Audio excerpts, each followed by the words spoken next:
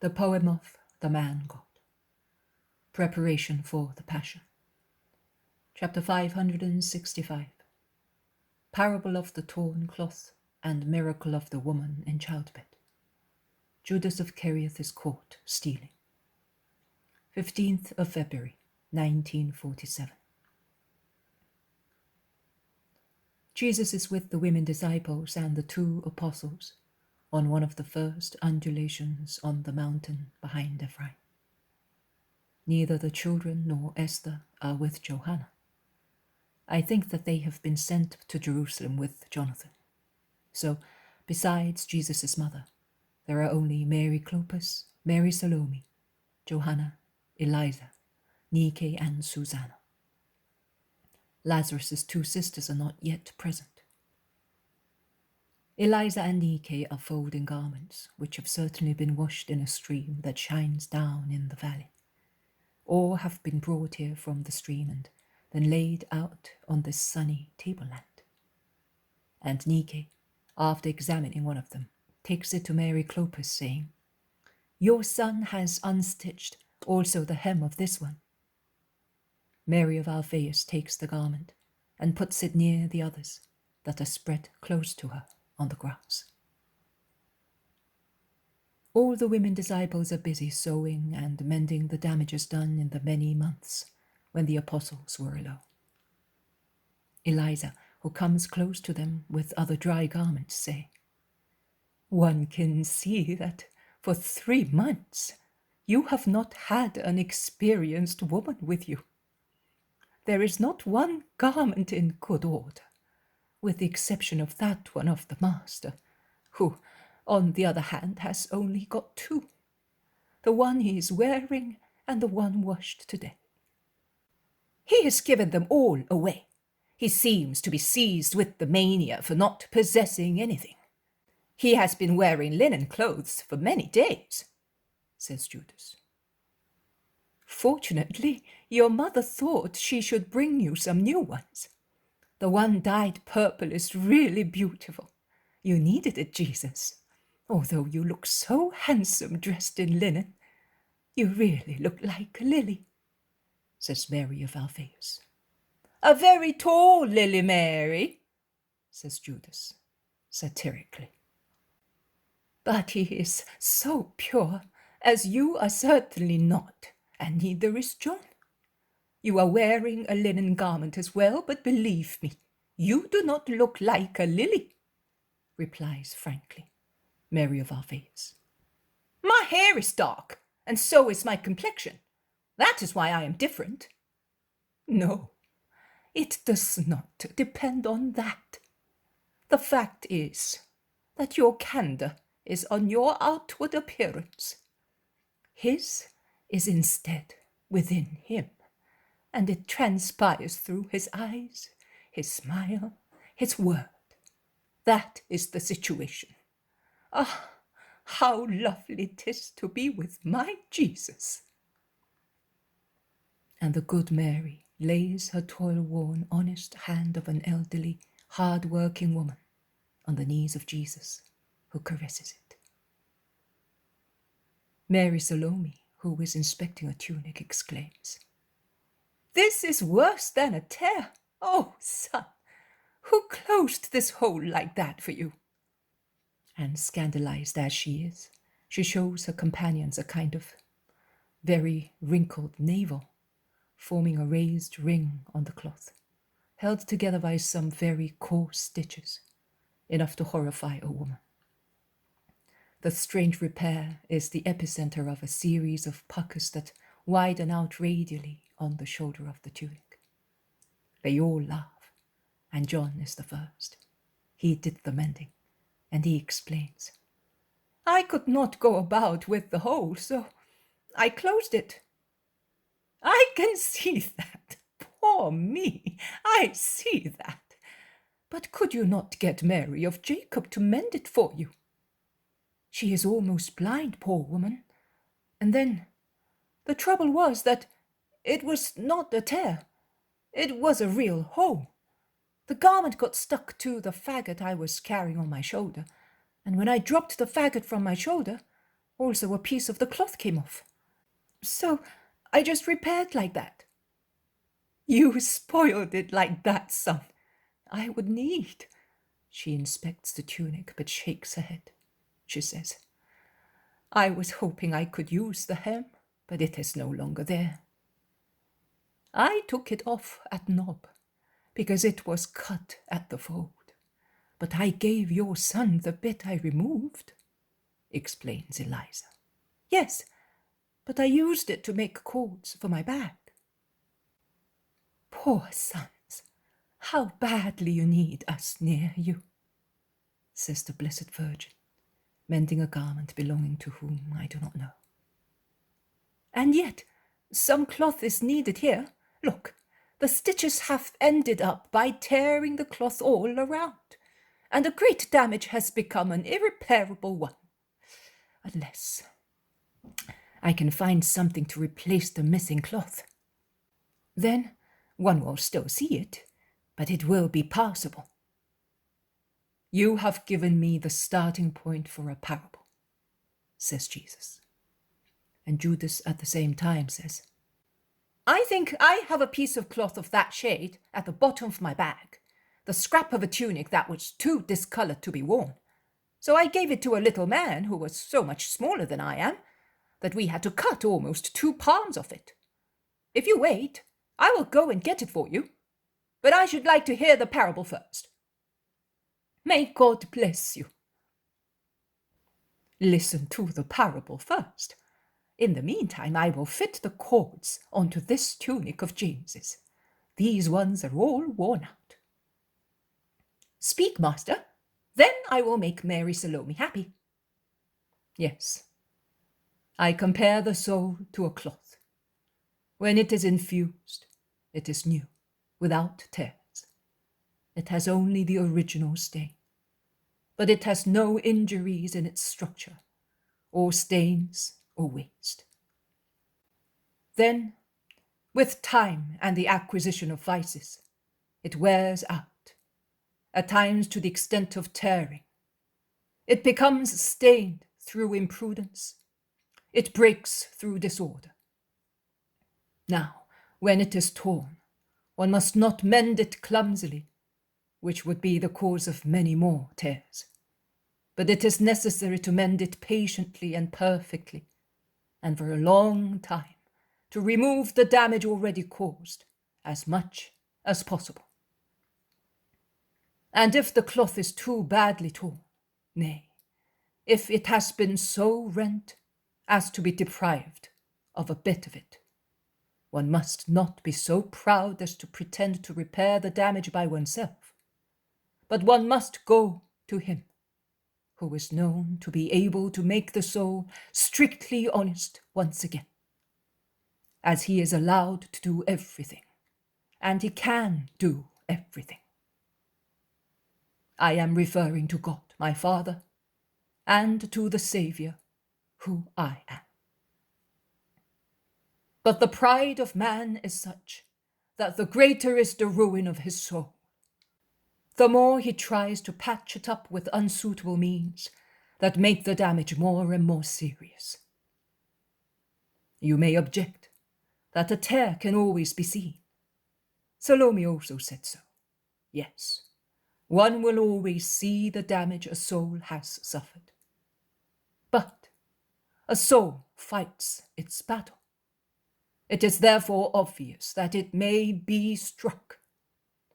There are so many enemies around it, but no one, seeing a man covered with scars and the signs of as many wounds received in battle to gain victory, can say, this man is unclean. On the contrary, one will say, this man is a hero. There are the purple marks of his worth. Neither will anyone ever see a soldier avoid being cured, because he is ashamed of a glorious wound. On the contrary, he will go to the doctor and say to him with holy pride, here I am, I fought and I won. I did not spare myself, as you can see. Now heal my wounds, that I may be ready for more battles and victories. He, instead, who is suffering from foul diseases, brought about by shameful vices, is ashamed of his sores before relatives and friends, and also before doctors. And at times he is so silly that he conceals them until their stench reveals them. Then it is too late to remedy. The humble are always sincere, and they are also valiant fighters who have not to be ashamed of the wounds received in the struggle. The proud are always false and base.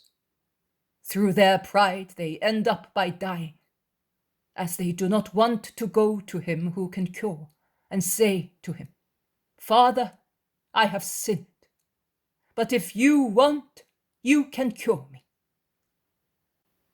Many are the souls that, because of their pride in not wanting to confess an initial sin, end up by dying. Then also for them it is too late.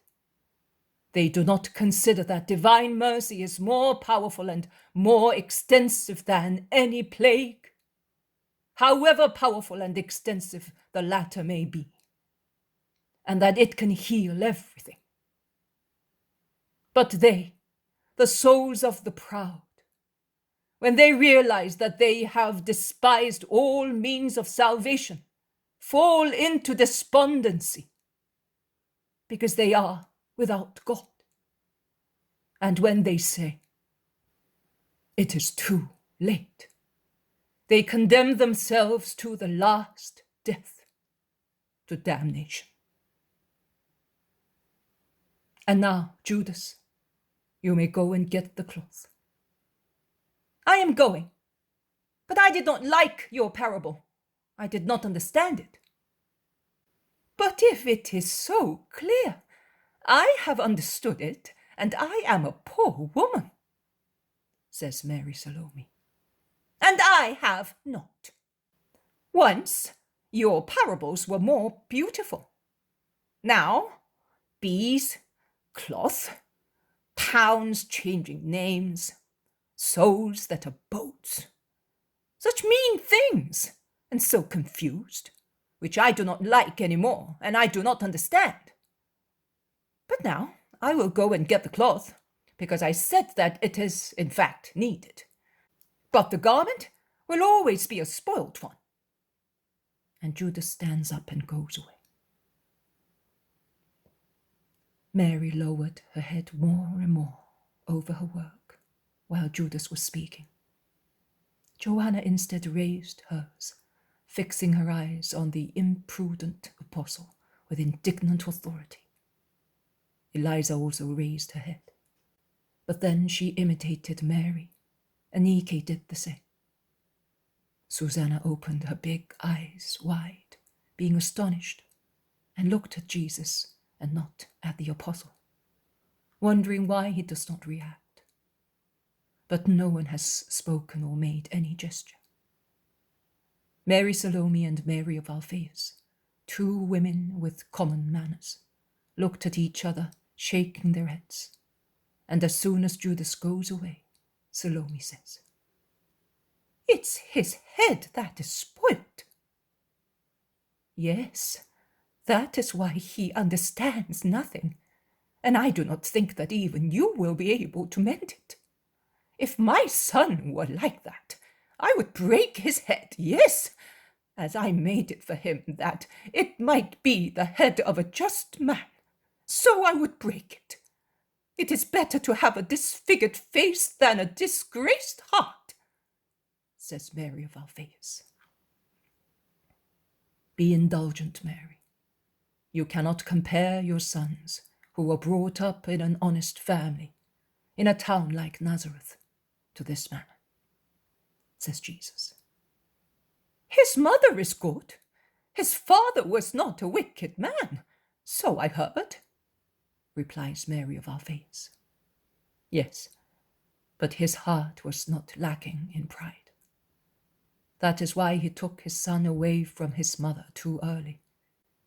And he also helped in developing the moral heritage that he had given his son by sending him to Jerusalem. It is painful to say, but the temple is certainly not the place where hereditary pride may diminish, says Jesus. No place in Jerusalem, even if it is a place of honor, is suitable for diminishing pride or any other fault, says Joanna with a sigh. And she adds, and not even any other place of honor, whether at Jericho or Caesarea Philippi, at Tiberias or at the other Caesarea.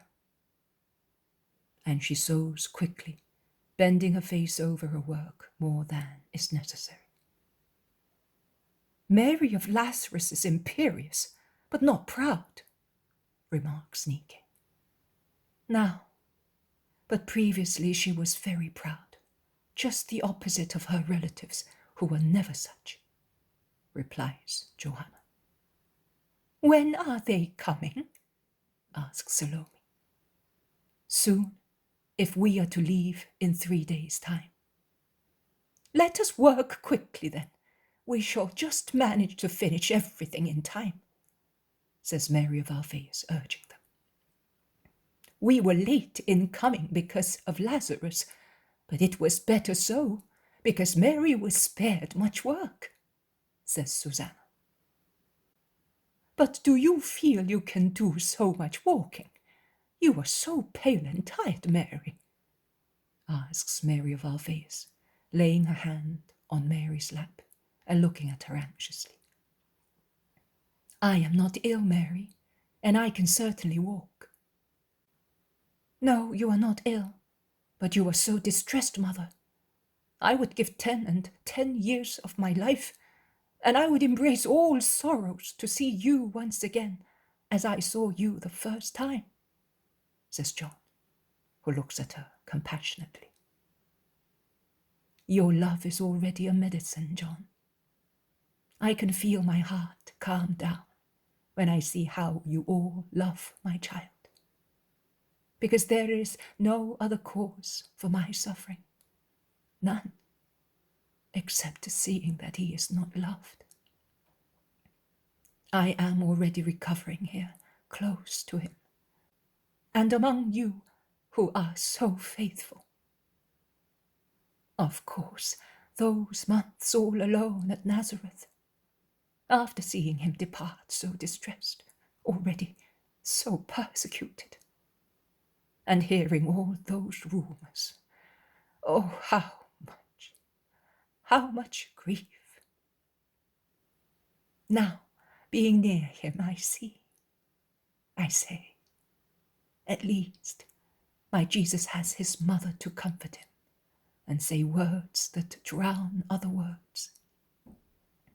And I see also that love is not completely dead in Israel, and I have peace, a little peace, not much, because Mary does not say anything else. She lowers her face that she had raised to speak to John, and it is only possible to see the top of her forehead that blushes through a mute emotion. And then 2 tears shine on the dark garment she is mending. Jesus sighs and stands up. He goes and sits down at her feet in front of her, and he rests his head on her knees, kissing her hand that is holding the cloth and remaining thus like a child who is resting. Mary removes the needle from the cloth in order not to hurt her son, and then she lays her right hand on his head, bent on her knees, and she looks up towards the sky. And she certainly prays, although she does not move her lips. From her whole attitude, it is clear that she is praying. She then bends to kiss her son's hair near his bare temple. The other women do not speak until Salome says, But how long is it taking, Judas?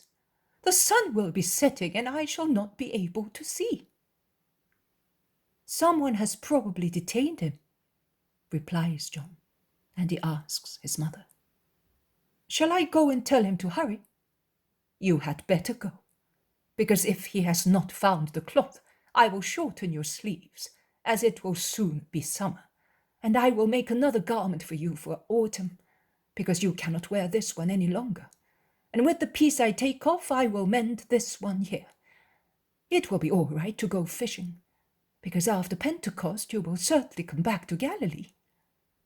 "I will go then," says John, and being always kind, he asks the other women, "Have you any garments already mended that I can take to our lodgings? If you have, give them to me. You will have less to carry on your way back." The women gather together what they have already mended and give it to John, who turns round to go away. But he stops at once, seeing Mary of Jacob running towards them. The old woman is plodding along as fast as her old age allows her, and she shouts to John, "Is the master there?" "Yes, mother. What do you want?"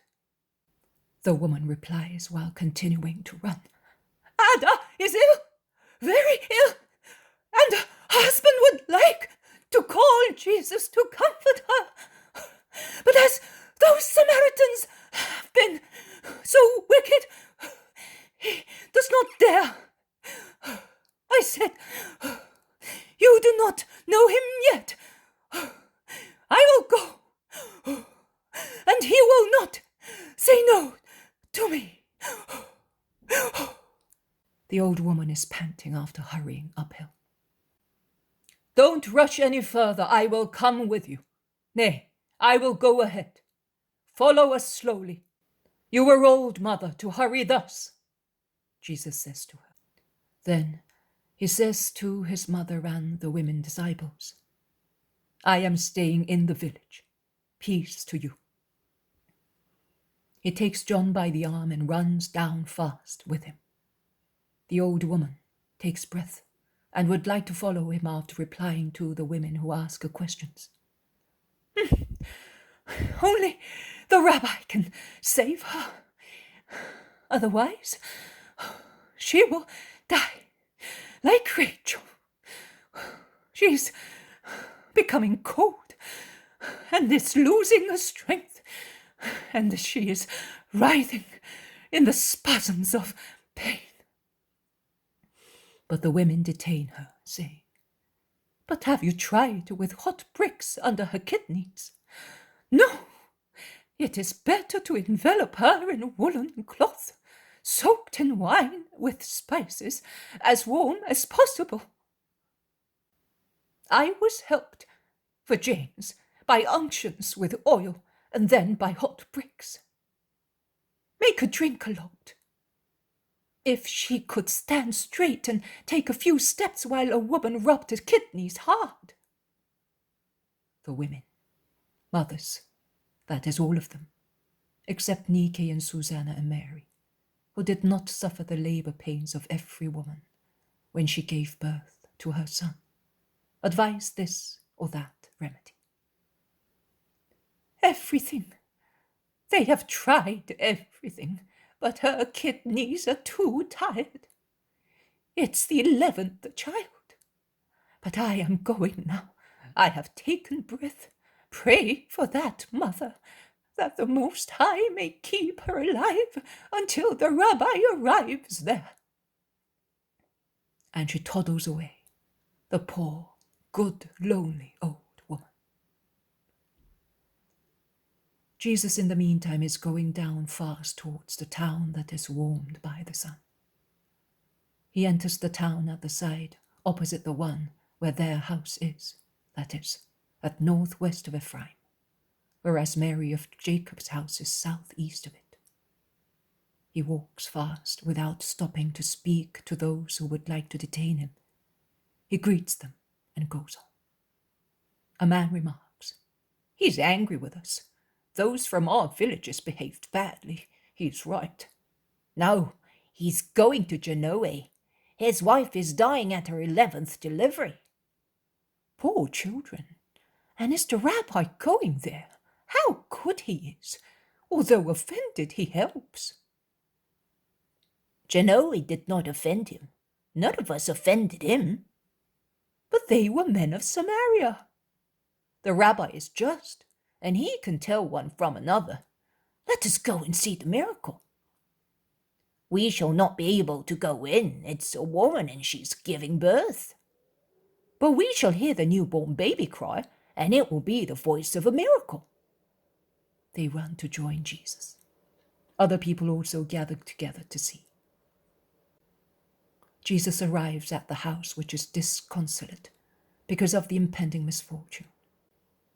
The 10 children, the oldest is a young girl in tears, pressed by younger brothers who are weeping, are in a corner in the vestibule near the wide open door.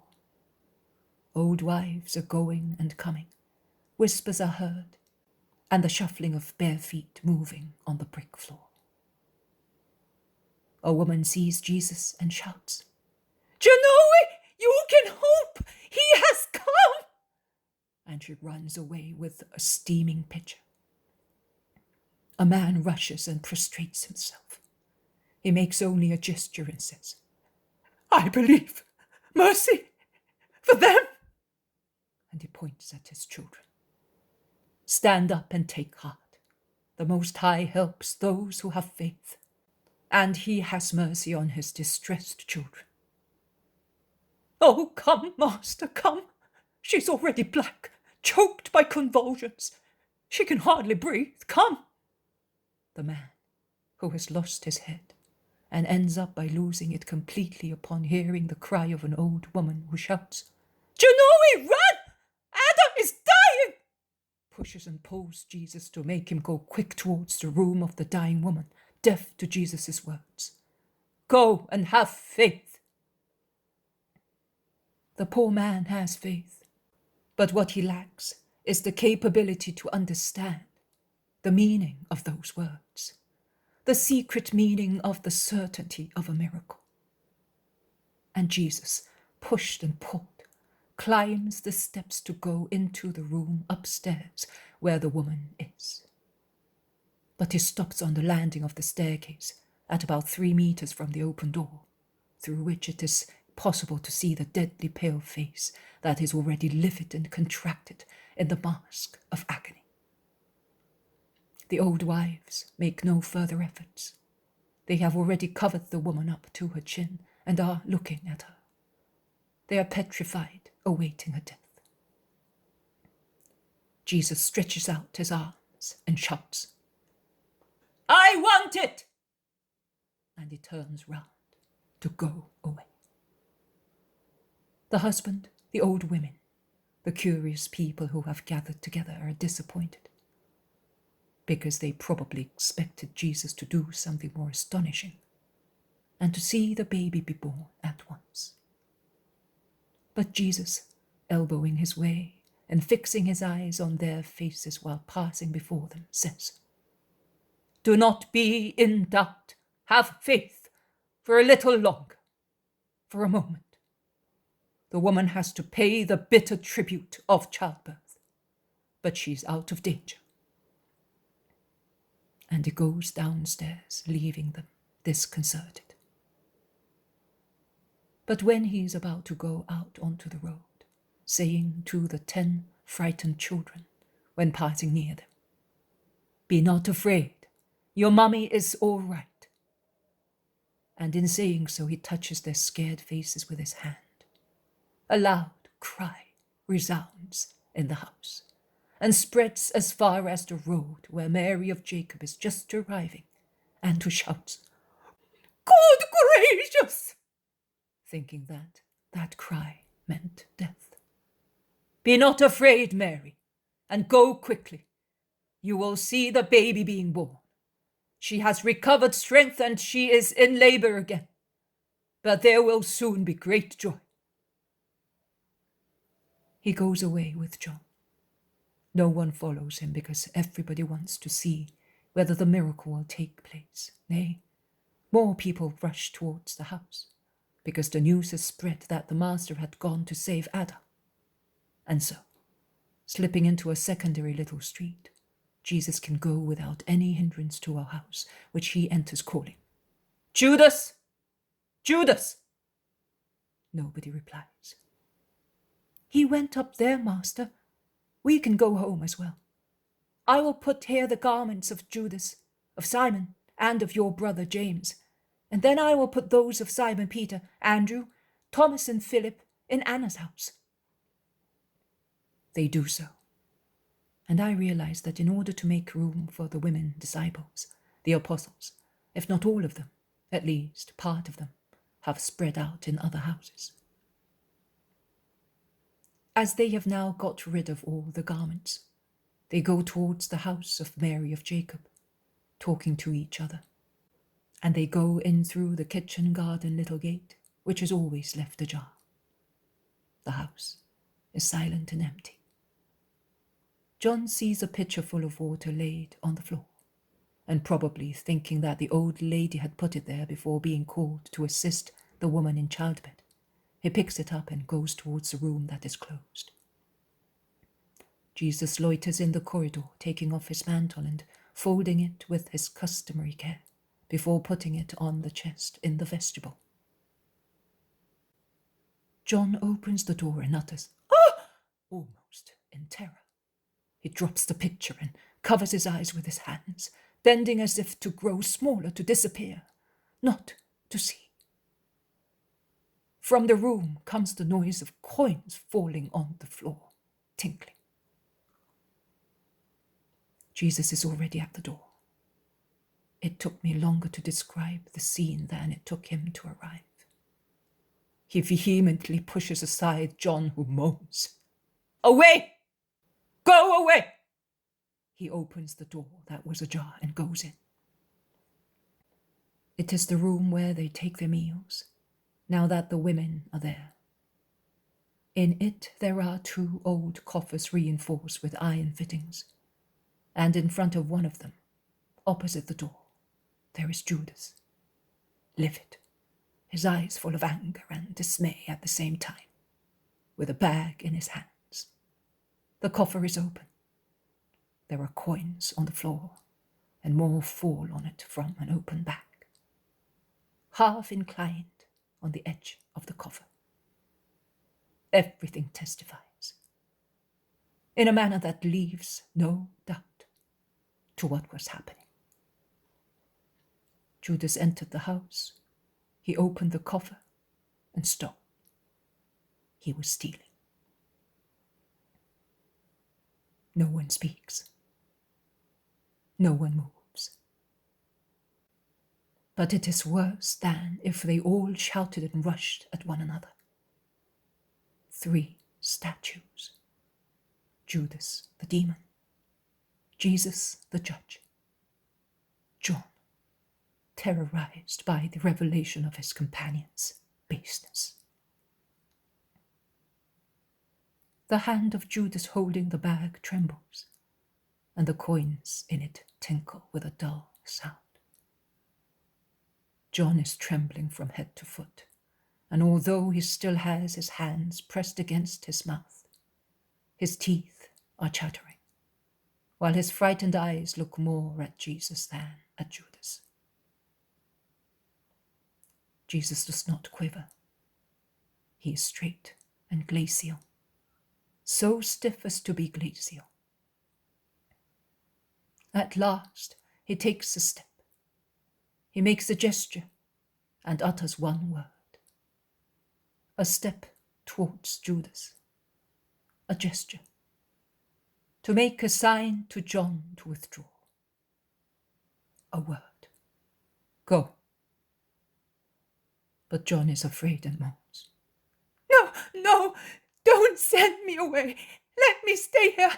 I will not say anything, but leave me here with you." "Go away. Be not afraid. Close all the doors. And if anybody comes, whoever it may be, even my mother, do not let them come here. Go. Obey." "Lord!" John is so entreating and broken-hearted that he seems to be the guilty one. "Go, I tell you. Nothing will happen. Go." And Jesus moderates his order by laying his hand on the head of his favorite and caressing it. And I now see that his hand is trembling.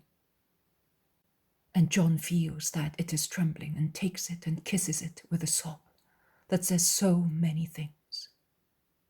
He goes out. Jesus bolts the door. He turns round to look at Judas, who must be really crushed if he, who is so daring, dare not say one word or make one gesture. Jesus goes straight in front of him, going round the table, which is in the middle of the room. I cannot say whether he moves fast or slow. I am too frightened by his face to be able to measure time. I can see his eyes, and I am afraid, like John. Judas himself is afraid. He draws back between the coffer and a little open window, the red light of which, as it is sunset, is projected on Jesus. What eyes has Jesus? He does not say one word. But when he sees a kind of picklock stick out from the belt of Judas's tunic, he has a fearful outburst of rage. He raises his arm with its clenched fist as if he wanted to strike the thief, and his lips begin to utter the word, "Cursed!" or "Cursed!" But he controls himself. He stops his arm that was about to strike, and he breaks the word at the first 3 letters. And with an effort of self-control, he makes his whole body tremble. He just unclenches his fist and lowers his raised arm to the level of the bag that Judas has in his hand, and he snatches it and throws it on the floor, saying in a dull voice, while he tramples on bag and coins and scatters them with controlled but dreadful fury, "Away, filth of Satan! Cursed gold! Spittle of hell!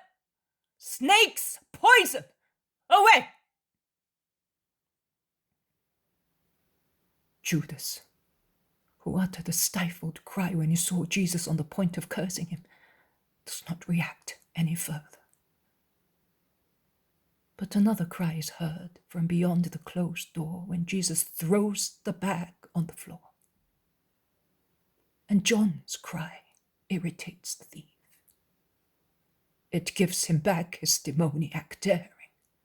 It makes him furious.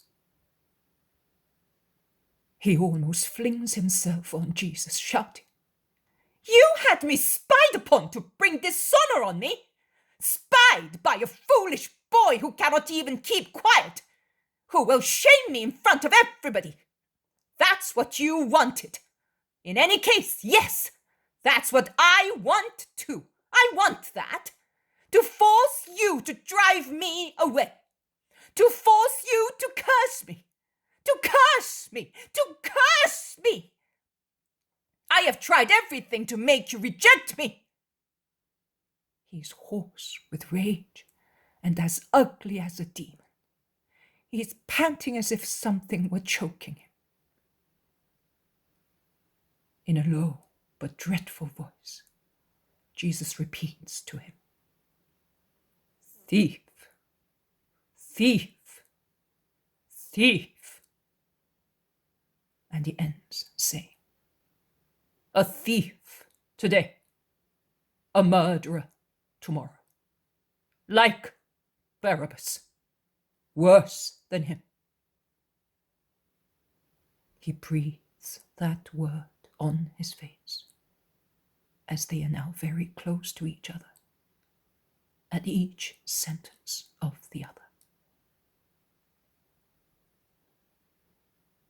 Judas takes breath and replies, "Yes, a thief, through your fault. All the evil I do is attributable to you, and you never get tired of ruining me. You save everybody. You give love and honor to everybody. You accept sinners. Prostitutes do not disgust you. You treat thieves, usurers, and Zacchaeus' procurers in a friendly way.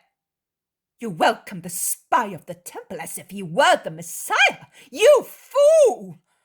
And you have appointed an ignorant man as our chief, an exciseman as your treasurer, a fool as your confidant. But with me, you ration even farthings. You do not leave me a coin. You keep me close to you as a galley slave is tied to the rowing bench. You do not even want us. I say us, but it is I, only I, who must not accept the offerings of pilgrims. Because you do not want me to touch money. You ordered everyone not to take money from anybody because you hate me. Well, I hate you too. You were not able to strike and curse a little while ago. Your curse would have reduced me to ashes. Why did you not lay your curse upon me? I would have preferred that, rather than see you so inept, so enfeebled, such a finished, defeated man. Be quiet! No! Are you afraid that John may hear? Are you afraid that at long last he may realize who you are, and he may leave you? Aha! So you are afraid, although you play the hero? Yes, you are afraid. And you are afraid of me. You are frightened. That's why you could not curse me. That's why you pretend to love me, whereas you hate me. You blandish me to keep me quiet. You know that I am powerful. You know that I am the power that hates you and will defeat you. I promised you that I will follow you until death, offering you everything, and I have offered you everything, and I will be near you until your hour and mine. What a magnificent king, who cannot curse and drive people away. King of clouds, idle king, foolish king, liar, betrayer of your own destiny. You have always despised me since the first time we met. You have not corresponded to me. You thought you were wise. You were an idiot. I taught you the good road. But you, oh, you are the pure one. You are the creature that is man but is God. And you despise the advice of the intelligent one. You have been mistaken since the first moment, and you are mistaken. You are. The torrent of words stops suddenly, and the lugubrious silence replaces so much clamor, and the lugubrious stillness after so many gestures. Because while I was writing without being able to say what was happening, Judas, bending just like a wild dog that points a prey and approaches it, ready to dash on it, has come closer and closer to Jesus with a face that it was impossible to look at. His fingers hooked like claws, his elbows pressed against his sides, as if he were on the point of assailing Jesus, who does not show the least sign of fear, and moves, turning round, to open the door with his back to the other, who could attack him, seizing him by his neck. But he does not do that, and Jesus opens the door and looks to see whether John has really gone away. The corridor is empty and almost dark, as John has closed the door opening onto the kitchen garden after going out. Jesus then bolts the door and leans against it, waiting, without a gesture or word, for the fury to abate. I am not competent, but I do not think that I am wrong if I say that Satan himself spoke through Judas's lips, and that this is a moment of obvious possession by Satan of the perverted apostle, who is already on the threshold of the crime and is damned through his own will. The very manner how the torrent of words stopped, leaving the apostle dumbfounded, reminds me of other scenes of possession seen in the 3 years of Jesus' public life. Jesus leaning against the door, all white against the dark wood, does not make the least gesture. Only his eyes, powerful in grief and fervour, look at the apostle. If one could say that eyes pray, I should say that Jesus' eyes are praying while he looks at the wretch. Because not only authority transpires from those eyes, which are so distressed, but also the fervour of prayer. Then, towards the end of Judas's words, Jesus opens his arms, so far held, pressed against his body. But he does not open them to touch Judas, or to make any gesture towards him, or to raise them towards the sky. He opens them horizontally, taking the posture of the crucified, there, against the dark wood and the reddish wall. It was then that the last words from Judas's lips slowed down, and he utters that "ah" that interrupts his speech.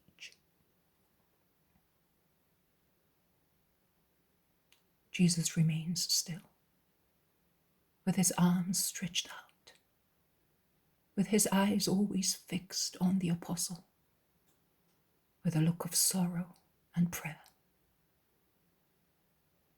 And Judas, like one coming out of delirium, rubs his forehead and sweaty face with his hand. He thinks, he recollects, and remembering everything, he collapses on the floor. Whether weeping or not, I do not know. He certainly falls on the floor, as if his strength failed him. Jesus lowers his eyes and arms, and in a low but clear voice, he says, "Well, do I hate you? I could strike you with my foot. I could tread on you, calling you worm. I could curse you as I freed you from the power that makes you rave. You thought that my impossibility to curse you was weakness. Oh, it is not weakness. It is because I am the Saviour. And the Saviour cannot curse. He can save. He wants to save. You said, I am the strength that hates you and will defeat you. I also am the strength. Nay, I am the only strength. But my strength is not hatred, it is love. And love does not hate and does not curse, never. The strength could also win single battles, like this one between you and me, between Satan who is in you and me, and remove your master from you for good, as I did now by transforming myself into the sign that saves, the Tor that Lucifer abhors. It could win also these single battles, as it will win the last one, remote for those who count by centuries, close at hand for those who measure time with the measure of eternity. But of what avail would it be to infringe the perfect rules of my Father, Would it be justice? Would it be merit? No. It would be neither justice nor merit. It would not be justice with regard to guilty men who have not been deprived of the freedom of being so, and who, on the last day, could ask me the reason for their damnation and reproach me for my partiality for you alone. 10,100,000 people, 70 times 10,100,000 people will commit the same sins as yours and will become demons through their own wills. And they will be the offenders of God, the torturers of their fathers and mothers, killers, thieves, liars, adulterers, lewd and sacrilegious people.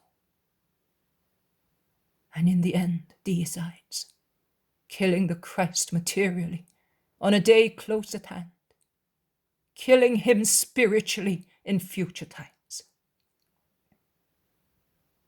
And each of them could say to me, when I will come to separate lambs from billy goats, to bless the former and curse, then, yes, to curse the latter. To curse them, because there will be no further redemption then, but glory or damnation. To curse them once again, after cursing them individually at their death first, and at their individual judgment. Because man, and you know this because you have heard me say so 100, 1,000 times, because man can save himself while he is alive, up to his last breath. An instant, 1,000th of a minute is sufficient for a soul to say everything to God, to ask to be forgiven and obtain absolution. Each of them, I was saying, each of these damned souls could say to me, why did you not tie us to good, as you did with Judas? And they would be right. Because every man is born with the same natural and supernatural things, a body, a soul. And while the body being generated by men may be more or less robust and healthy at birth, the soul, created by God, is the same for everybody, endowed by God with the same properties and gifts.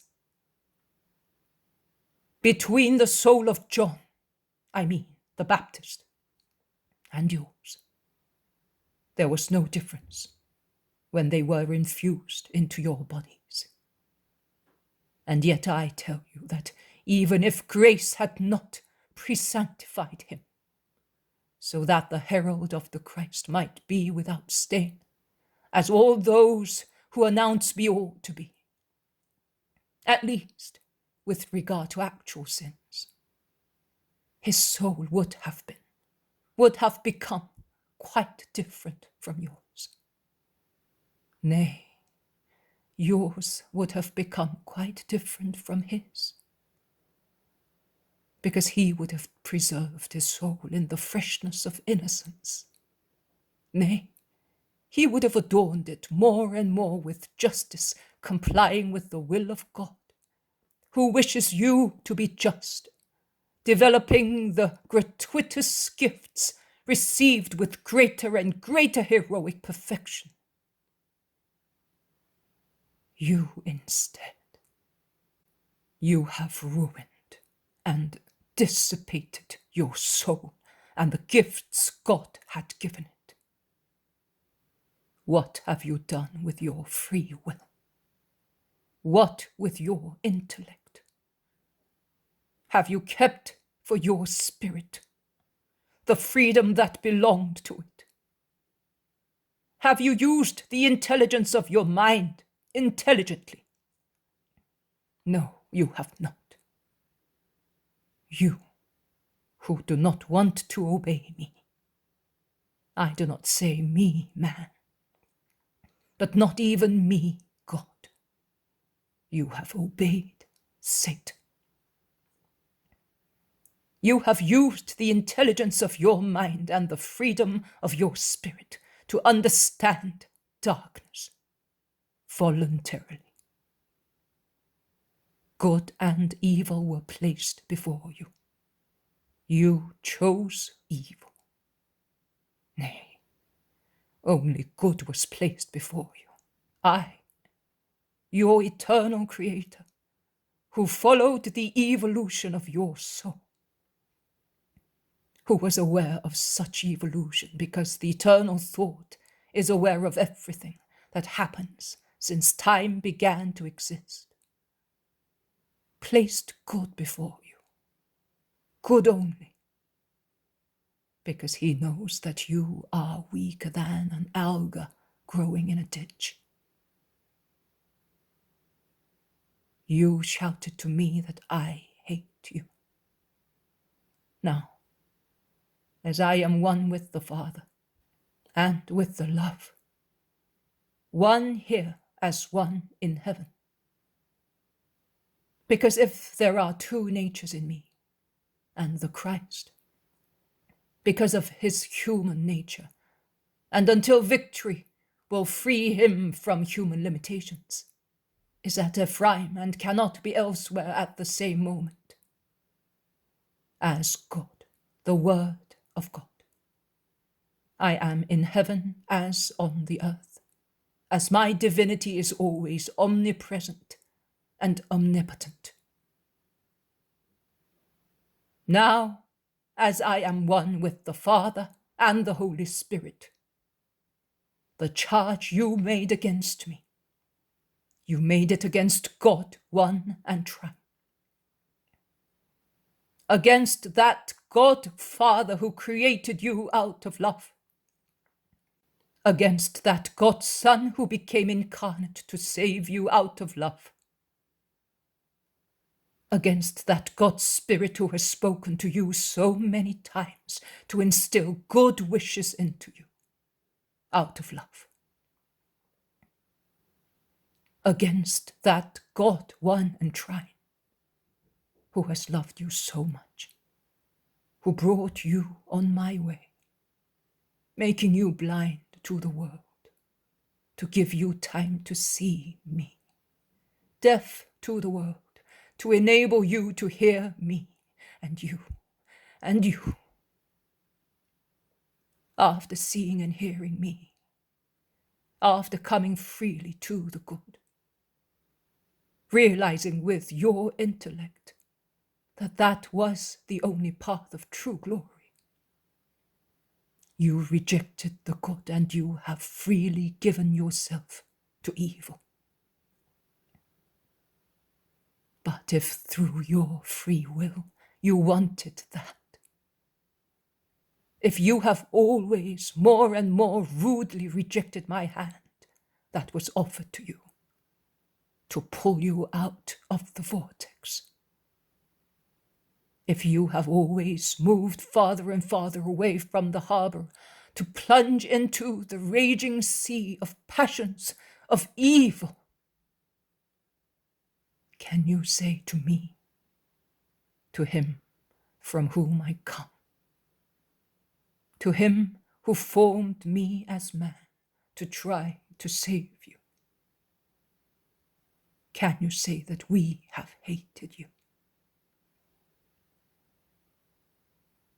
You reproached me for wanting what is evil for you. Also a sick child reproaches the doctor and his mother for the bitter medicines they make him drink, and for the things he wishes to have, and they deny him for his own good.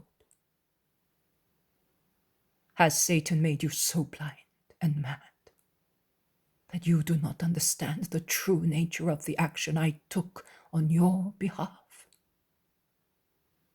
and that you can call malevolence and wish to ruin you what is a provident cure of your master, of your Saviour, of your friend, to restore you to health.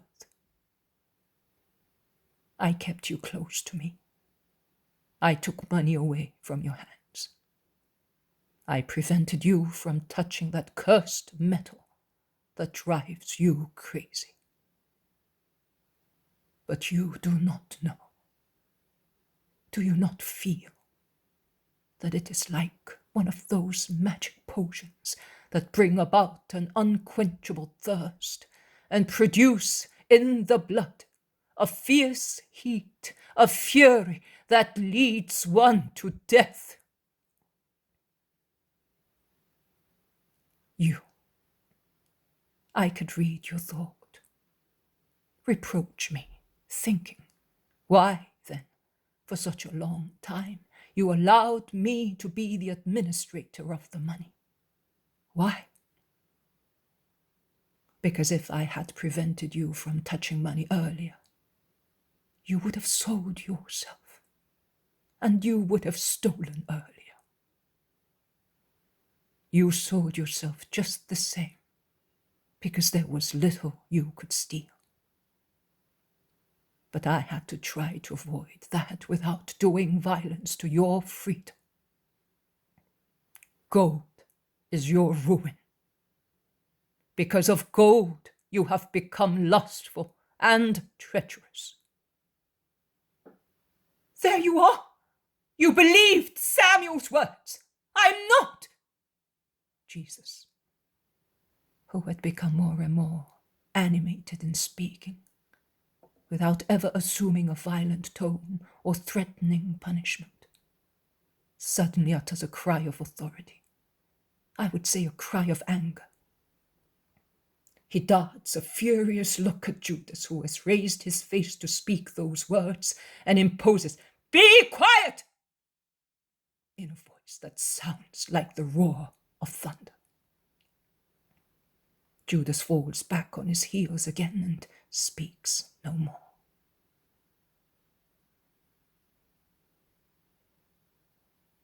There is silence, and Jesus, with visible effort, recomposes his humanity in such a composure and with such powerful control that testifies by itself the divinity that is in him.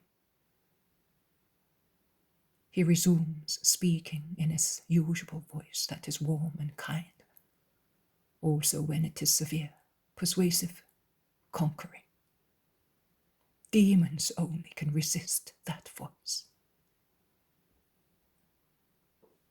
I am not in need of information from Samuel or anybody else to know what you do.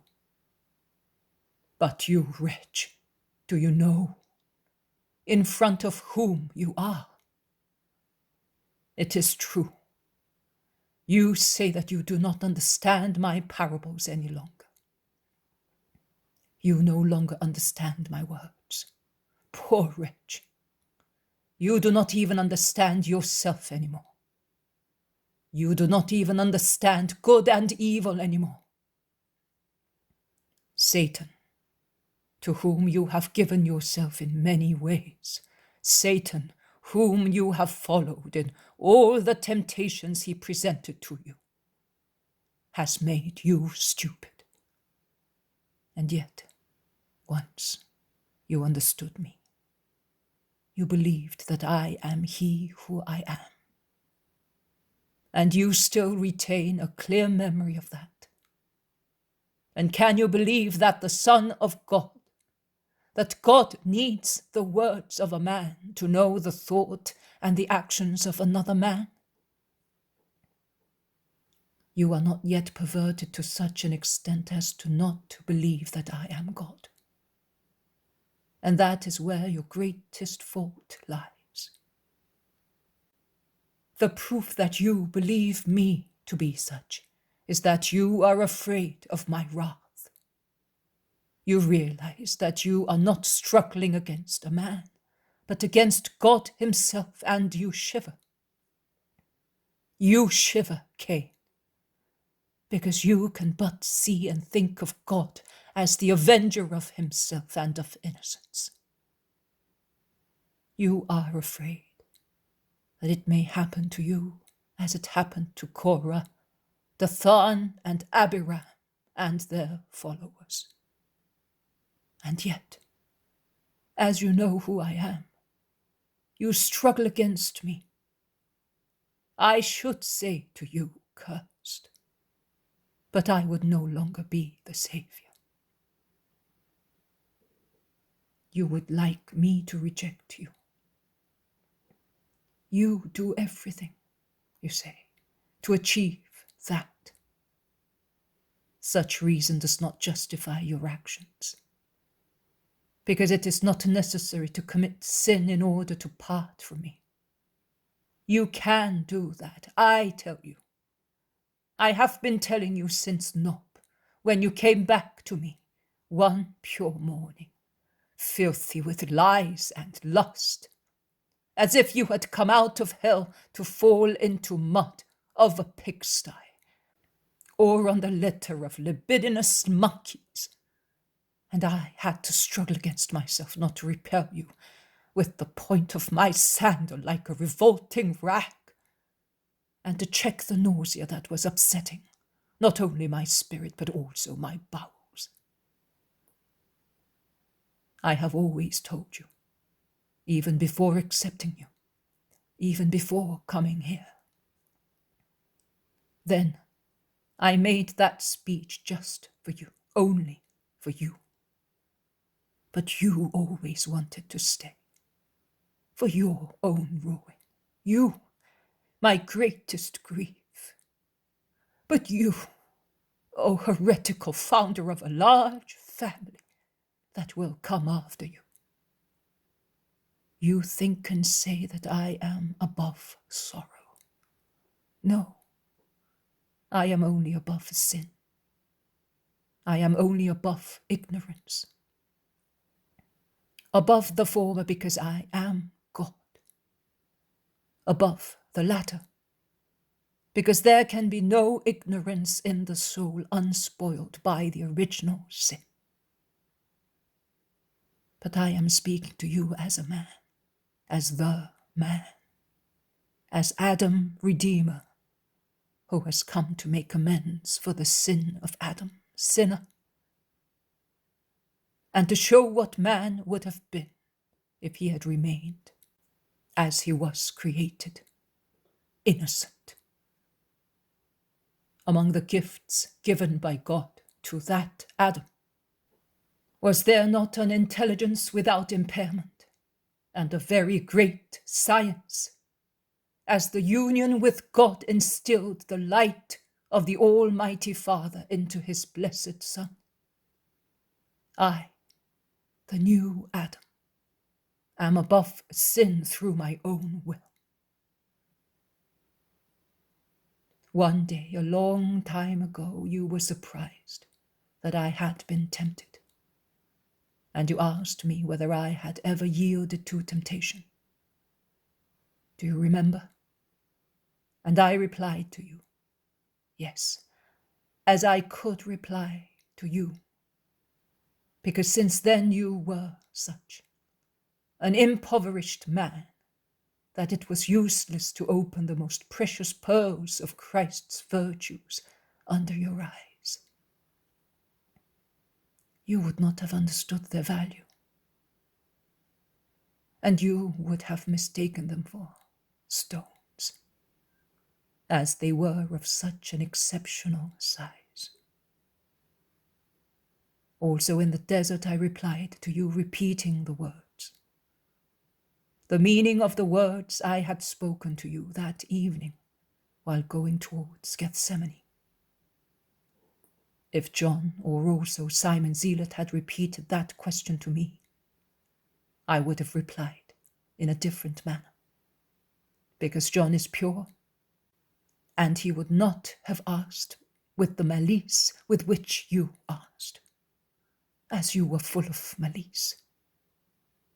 And because Simon is an old wise man, and although he is not unacquainted with life, as John is, he has achieved that wisdom that can contemplate every episode without being upset in his ego. But they did not ask me whether I had yielded to temptations, to the most common temptation, to that temptation. Because in the irreproachable purity of the former, there are no memories of lust. And in the contemplative mind of the latter, there is so much light to see purity shine in me. You asked, and I replied to you as I could, with that prudence that must never be separated from sincerity, both being holy in the eyes of God. That prudence that is like the treble veil stretched between the holy and the people, to conceal the secret of the king. That prudence that adapts words to the person listening to them, to his intellectual power of understanding, to his spiritual purity, and to his justice. Because certain truths mentioned to corrupt people become for them the object of laughter, not of veneration. I do not know whether you remember all those words. I do. And I am repeating them here, just now, that we are both on the brink of the abyss. But it is not necessary to say that. I said in the desert, in reply to the question that my first explanation had not satisfied. The Master never felt that he was superior to man, to be the Messiah. On the contrary, knowing that he was the man, he wanted to be so in everything except sin. To be masters, it is necessary to have been pupils. I knew everything as God. My divine intelligence was able to make me understand also the struggles of man through intellectual power and intellectually. But one day, some poor friend of mine could have said, "You do not know what it means to be a man and to have senses and passions." It would have been a just reproach. I came here to get ready not only for my mission, but also for temptation. A satanic temptation. Because man could not have had power over me. Satan came when my solitary union with God ceased, and I perceived that I was the man with real flesh, subject to the weaknesses of the flesh, hunger, tiredness, thirst, cold. I felt matter with its needs, morale with its passions. And if through my will I subdued evil passions at birth, I allowed the holy ones to grow. Do you remember those words? And I also said the first time to you alone, life is a holy gift and is to be loved holily. Life is a means serving a purpose which is eternity.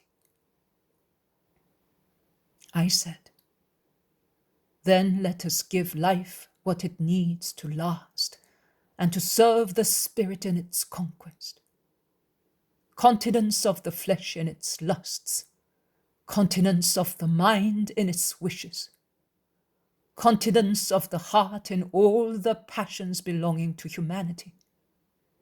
infinite ardor for heavenly passions, love for God and our neighbor, goodwill to serve God and our neighbor, obedience to the voice of God, heroism in good and in virtue. Then you told me that I was able to do that because I was holy. But you could not do it because you were a young man full of life. As if to be young and strong were an excuse to be vicious, and only old and sick people being impotent because of their age or weakness to do what you were thinking, burning as you are with lewdness, were free from sensual temptations. I could have replied to you with many arguments then, but you were not able to understand them. You are not able even now, but at least now you cannot smile with your incredulous smile. If I tell you that a healthy man can be chaste, if he does not accept the allurements of the demon and of senses, of his own free will. Chastity is spiritual love. It is an impulse that influences the body and pervades it all, elevating, scenting, and preserving it.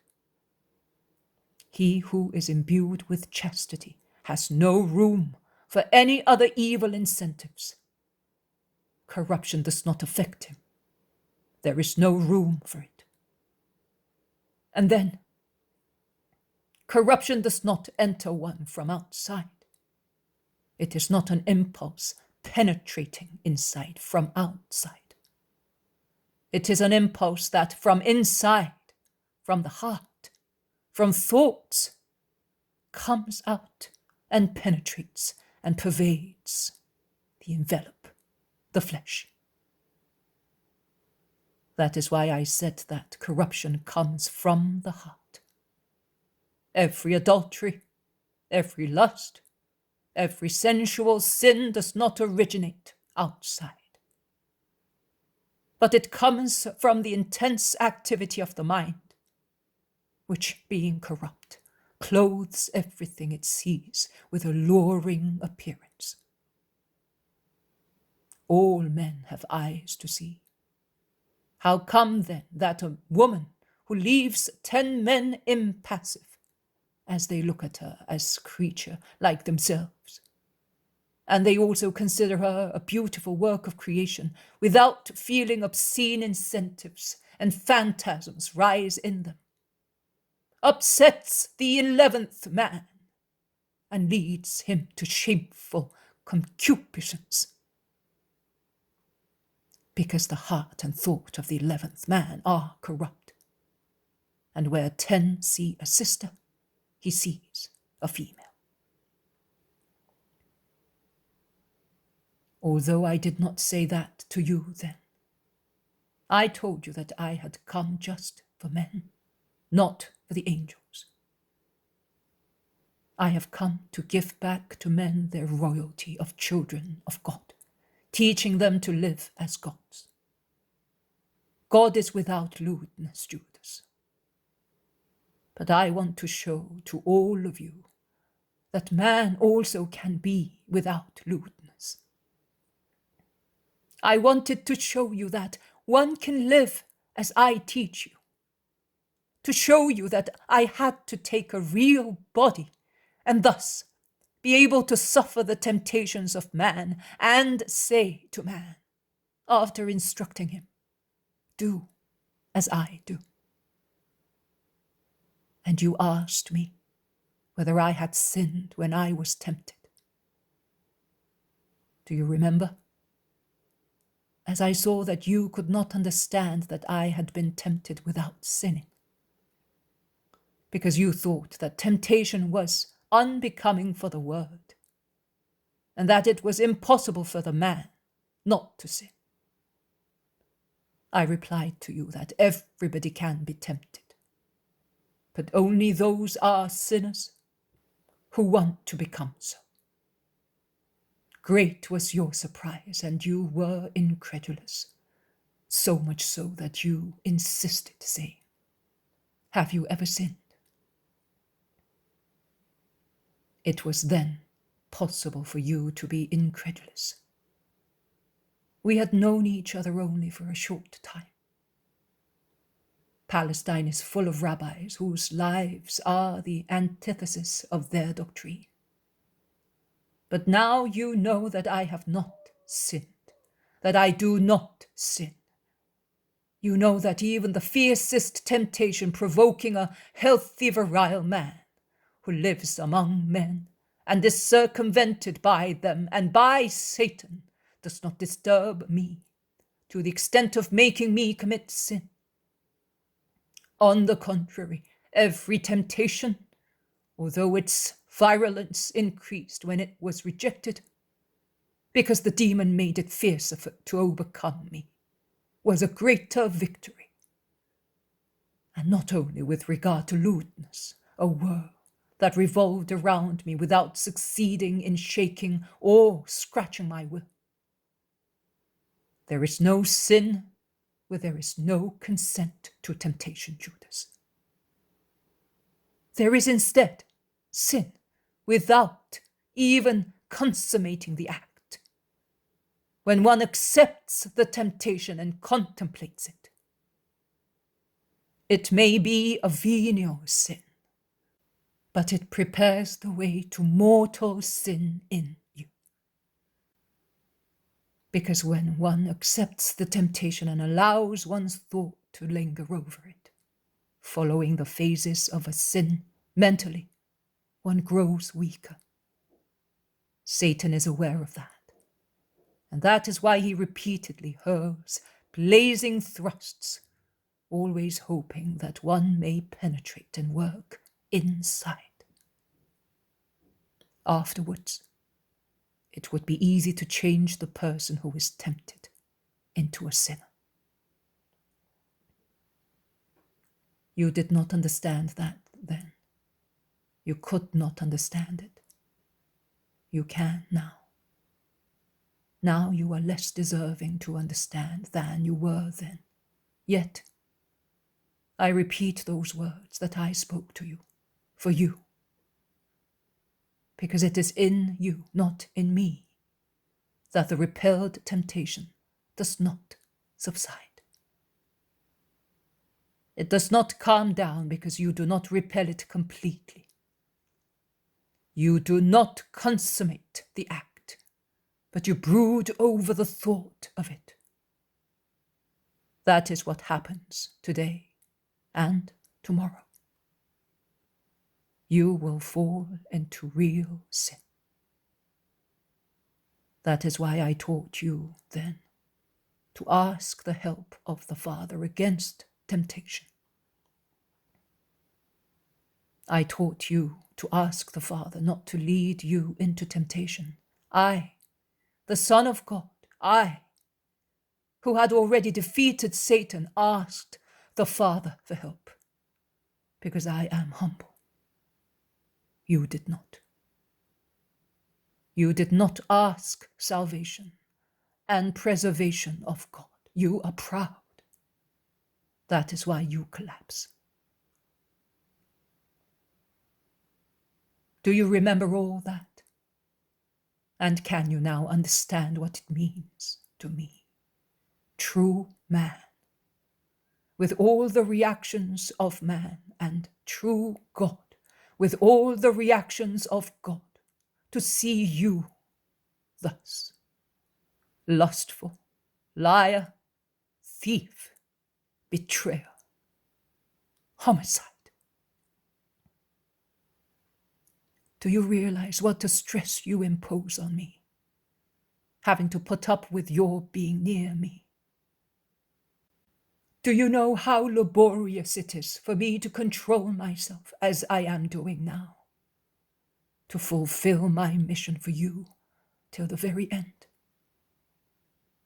Any other man would have seized you by your throat, seeing you, a thief, intent on picking the lock of a coffer and stealing money, and learning that you are a traitor, and worse than a traitor. I have spoken to you still with pity. Look, it is not yet summer, and the cool breeze of the evening is coming in through the window. And yet I am perspiring as if I had been working at a very hard task. But do you not realize how much you cost me? Or what you are? Do you want me to drive you away? No, never. When a man is drowning, he who lets him go is a murderer. You are between two forces attracting you, Satan and me. But if I leave you, you will have him only. And how will you save yourself? And yet, you will leave me. You have already left me with your spirit. Well, I will still keep Judas's chrysalis near me. Your body deprived of the will to love me. Your body inert towards good. I will keep it until you exact also this non-entity, that is, your mortal remains, to join them to your spirit and sin with your whole self. Judas, will you not speak to me? Have you not one word for your master? Not even a prayer? I do not expect you to say, forgive me. I have forgiven you too many times in vain. I know that that word is a mere sound on your lips. It is not an impulse of your contrite spirit. I would like an impulse of your heart. Are you so dead as to have no further wishes? Speak. Are you afraid of me? Oh, if you were afraid of me, at least that. But you are not afraid of me. If you were afraid of me, I would repeat the words that I spoke to you on that remote day when we spoke of temptations and sins. I tell you that also after the crime of crimes, if its culprit should rush to the feet of God with true repentance and implore him with tears to be forgiven, offering himself to expiation with confidence, without despairing, God would forgive him. And through expiation, the culprit would still save his soul.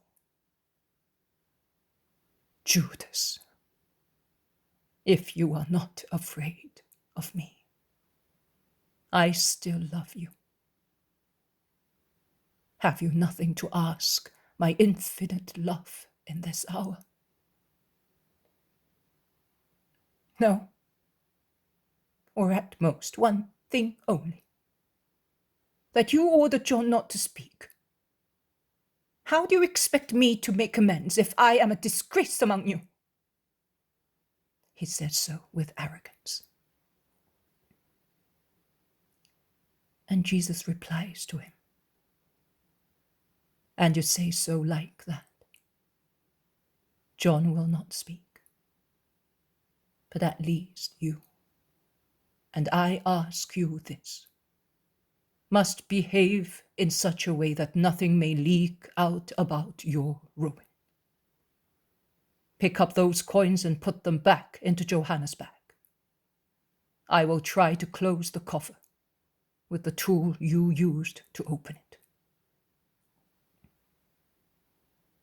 And while Judas, with a bad grace, picks up the coins that had rolled everywhere, Jesus leans on the open coffer as if he were tired. The light is fading in the room, but not so much as to prevent one from seeing Jesus weep silently. Looking at his apostle, stoop to pick up the scattered coins. Judas has finished. He goes towards the coffer. He takes Johanna's large, heavy bag, puts the coins in it and closes it, saying, "There it is." He moves aside.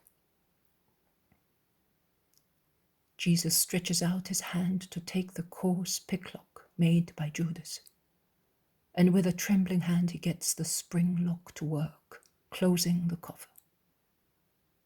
He then rests the iron bar on his knee and bends it in V shape, pressing it down completely with his foot, making it unserviceable. He then picks it up and hides it in his chest. In doing so, some tears fall on his linen tunic. Judas at long last has a gesture of recipiscence. He covers his face with his hands and bursts into tears, saying, "I am cursed! I am the opprobrium of the earth!" You are the eternal wretch, and to think that, if you wanted, you could still be happy. Swear it to me! Swear that no one will be told, and I swear to you that I will redeem myself, shouts Judas. Do not say, "and I will redeem myself." You cannot. I alone can redeem you. He who was speaking through your lips a short while ago can be defeated only by me. Tell me the words of humility, "Lord, save me," and I will free you from your ruler. Do you not understand that I am waiting more for that word of yours than for a kiss of my mother? Judas is weeping, but he does not say that word.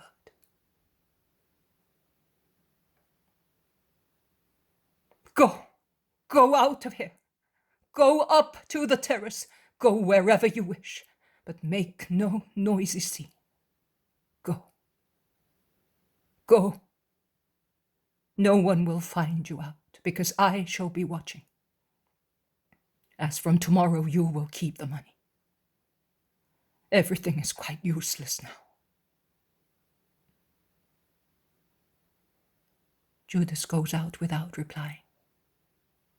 Jesus, now all alone, drops on a seat near the table and, with his head resting on his arms folded on the table, he weeps distressingly. After some minutes, John enters quietly and stops for an instant at the door. He is as white as death. He then runs towards Jesus and embraces him, imploring, "Do not weep, Master! Do not weep! I love you also for that wretch." He lifts him, kisses him, drinks the tears of his God, and weeps too.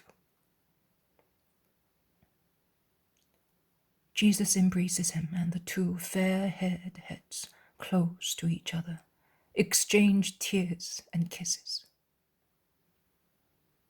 But Jesus soon controls himself and says, "John, for my sake, forget what happened. I want that." "Yes, my Lord, I will try to do that, but do not suffer any more. Ah, how sorrowful, and he made me sin, my Lord. I lied. I had to lie because the women disciples came back. No, the relatives of the woman came first. They wanted you to bless you. A baby boy was born without complications. I said that you had gone back to the mountain. Then the women disciples came and I lied again, saying that you were out and that you had probably gone to the house where the baby was born. I could not find any other excuse. I was so dumbfounded. Your mother saw that I had wept, and she asked me, "What is the matter with you, John?" She was excited. She seemed to know. I lied for the third time, saying, "I am moved because of that woman." Being close to a sinner can lead to such an extent to falsehood. Absolve me, my Jesus. Be at peace. Forget all about this hour. Nothing.